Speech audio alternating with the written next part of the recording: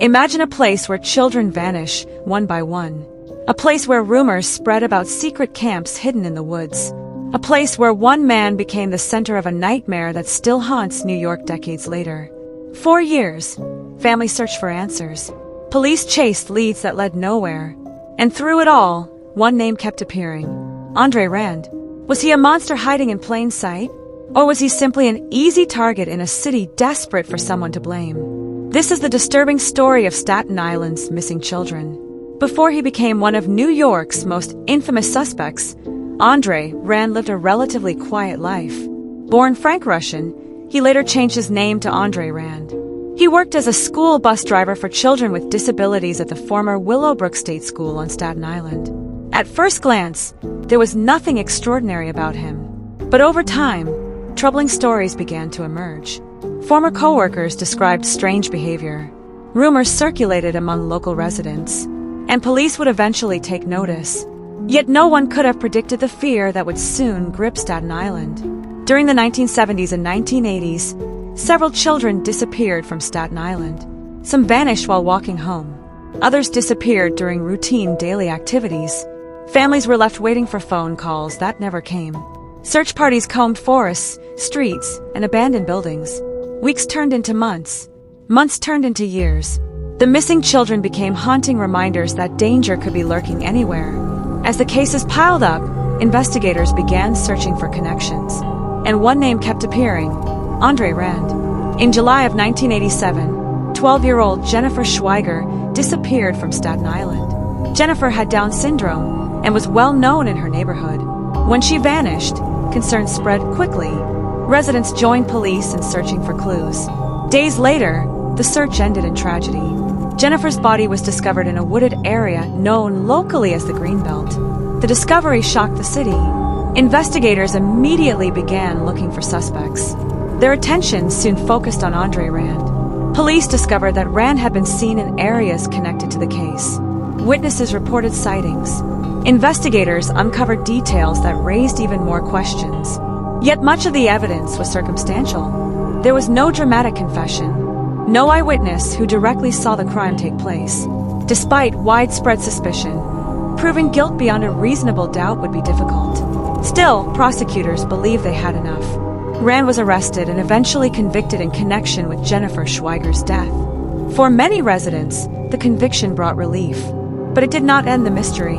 After Rand's conviction, attention turned to other unsolved disappearances.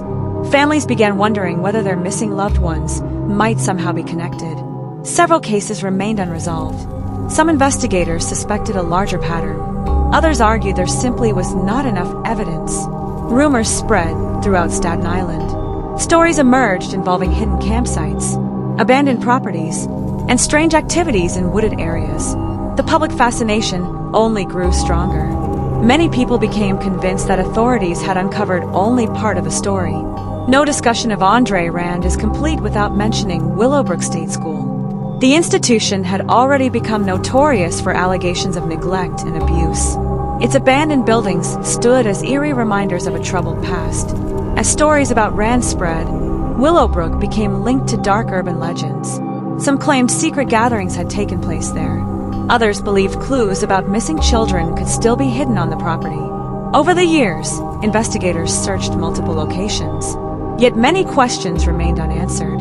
The legends grew. The facts became harder to separate from rumor. And the mystery deepened. Rand's legal troubles extended beyond the Jennifer Schweiger case. He faced additional charges related to another missing child. Prosecutors argued that his behavior demonstrated a disturbing pattern. Defense attorneys challenged the evidence. Supporters claimed authorities had built a case on suspicion rather than proof. The courtroom battles drew intense public attention. But in the end, Rand was convicted and sentenced to decades in prison.